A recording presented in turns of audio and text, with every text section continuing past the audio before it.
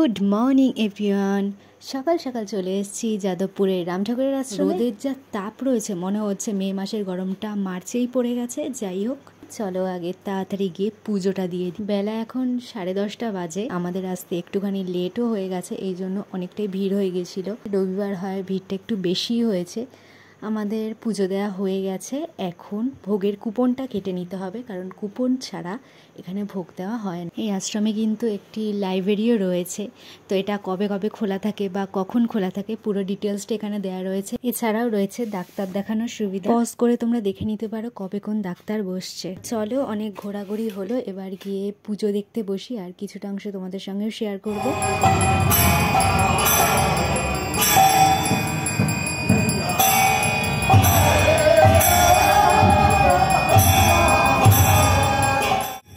তবে এখানে কিন্তু মোবাইল একেবারেই অ্যালাউ নাই, তাও কিছুটা ভিডিও তোমাদের জন্য শেয়ার করলাম।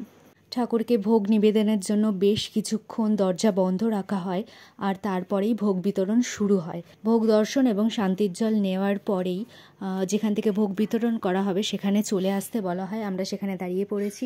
ভোগের কুপনের মূল্য 60 টাকা, আর কুপন হাতে করেই ওখানে দাঁড়াতে হবে, আর নইলে কাউকে ঢুকতে দেওয়া হবে না। ভোগ প্রসাদ নেওয়ার জন্য আমরা এখানে চলে এসেছি। আজকে ভোগে ছিল খিচুড়ি, আলুর দম, চাটনি আর পায়েস।